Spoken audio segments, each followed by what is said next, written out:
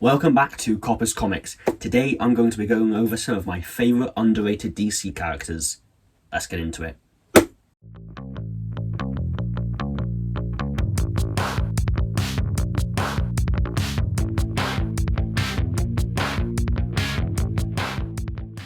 So first I'm going to be going over Etrigan. I love this guy. He basically, I think there was like one or two ongoing series he had, but ages and ages ago, and I don't think they were very good apparently. But this is the only Etrigan central story that I've read. It was one of the first paperbacks that I ever got, and it's amazing. It's amazing. I love Etrigan so much. He's just such a fun character. It's kind of jarring having this kind of crude, vile, kind of, I don't even want to call him an anti-hero, just a very morally grey demon, kind of serves his own interests, whether that's good or bad, just whatever suits him. But then kind of on the opposite end of that, if you don't know, Etrigan talks with like a rhyming pattern. So he's constantly rhyming his sentences. So you have this kind of very dark, morally grey character, but you also can't really take him seriously. You just kind of learn to love him because of how ridiculous he is. He's a bit over the top and theatrical as well. It's just a really interesting character. He also shows up in the Swamp Thing comic, Saga of the Swamp Thing. He shows up, I think, twice in that. So he shows up once just randomly, and then a later point as well, during like a big event that goes on in that comic. But he's a really, really cool character. He's getting his own ongoing next year, which I'm definitely going to be picking up. It looks really, really good. I don't know who's going to be writing or drawing it yet, but hopefully it's someone good because I am desperate for some Etrigan content. But yeah, Etrigan, please give him a read. He's more of like a cameo character, but if you come across him in any stories, appreciate him, man. He doesn't come up a lot. Next, we are going into Jesse Custer, Preacher. This is one of my favourite complete series that I have. I have all the books for this. Garth Ennis, Steve Dillon, amazing team. What can I even say about this man? He is just, so he's a Texan. He's kind of crazy. He gives action movie hero vibes from like the 80s. If you ever watched like a 80s action movie, he's one of those guys. But he's so lovable. He seems to have just like a very reasonable and normal opinion on basically everything. He's very relatable. A lot of like the decisions he makes and stuff, you can kind of see where he's coming from. It is such an interesting character to read. If you haven't read this book, please give it a try. But I don't see him ever talked about. I don't see Preacher itself talked about very much. But this is such an amazing character that I honestly think 6 books of him just isn't enough. I'm glad that the story ended where it needed to, but I don't want it to drag on because that's never good when you drag a story on. But I wish I had more of him, man. I just wish I did. But unfortunately, these 6 books of excellence are all that we have. Please read Preacher. It is amazing. Watch the TV show. If there's one, I've not watched much of it, but if there's one thing I can attribute to it, it is that Jesse Custer is the same person. Any other changes made, whether you agree with them or not, whatever, but Jesse Custer is the same person in the show and the comics from what I've seen of it. Amazing character. Deserves more. Next, we are going to get into, I don't know whether I can call this an underrated character, but I'm going to because he's my special interest and I'll get any excuse to talk about him. It is John Constantine.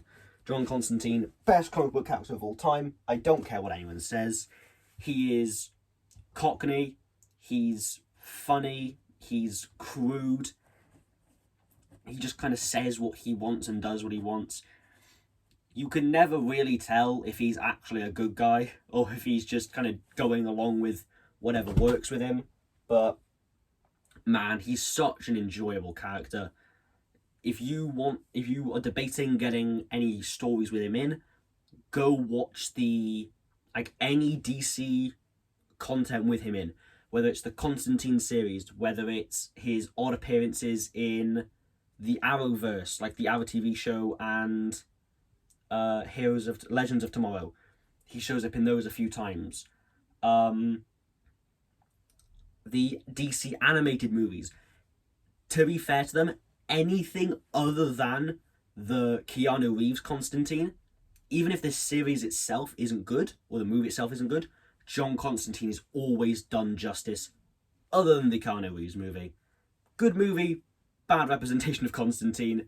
All the others, maybe not the best series, but amazing representation of Constantine.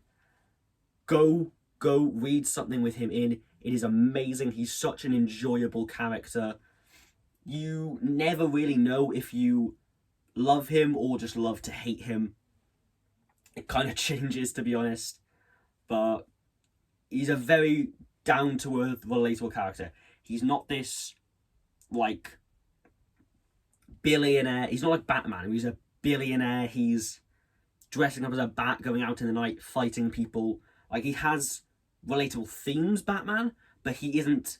His actual personality, his character, isn't relatable. John Constantine's relatable. He's just a normal human being who read a few magic books as a kid, made some mistakes with his life, and is trying to make up with it and make the world not even really a better place. He just wants the world to still be around, is mostly his thing. But amazing, amazing character. Go read Hellblazer or watch something with John Constantine in. He is such a delight to experience.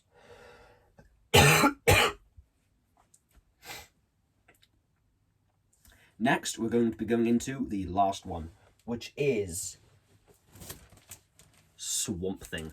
This was my first introduction to Swamp Thing.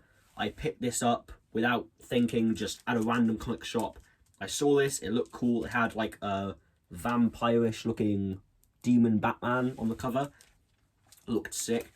This came out actually really interesting. This came out in 2015, but it is written by Len Wein, which is the original Swamp Thing writer. So this entire story is like kind of giving it kind of has the original kind of style of Swamp Thing in it, but you don't get much of Swamp Thing in it. It's like his personality, but it was a nice introduction for me. What if you want Swamp Thing? If you want Swamp Thing, Alan Moore's Saga of the Swamp Thing. Oh my god, one of my favorite complete series that I have. The character himself is one of those characters where he himself isn't particularly relatable. He doesn't have many like personality traits or representations. He is kind of just the embodiments of things. He is the embodiment of nature. He's the embodiment of fairness and justice and kindness and kind of the forgivingness of nature in a world where we mistreat it so much. And his entire story is amazing. He's used more of like a lens to see other things, and like where Batman is kind of is violence and like vigilantism right or wrong, like you see where they're coming from, but at the same time, like, is he really doing any good?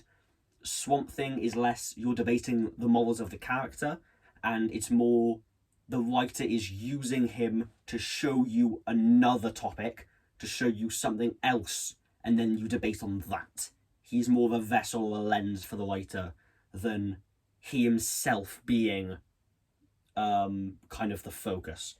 But when it does go into his personal story, and him kind of discovering himself and figuring out how he works and his connection with nature, that is actually quite relatable. But I love him so much, man. I love all these characters so much. And honestly, anyone who reads or even looks into any of these characters, that makes me happy, because I don't think any of these guys get enough attention. You could argue Swamp Thing and John Constantine are fairly popular. They're more well known. But they're not as popular as they should be, in my opinion. Go read something. Whether it's one of these, go read something else. Go read something. It's so good for you. I love these books so much. I love these characters so much, and they need more love and attention. I've been Copper Comics. See you later. Thanks for watching.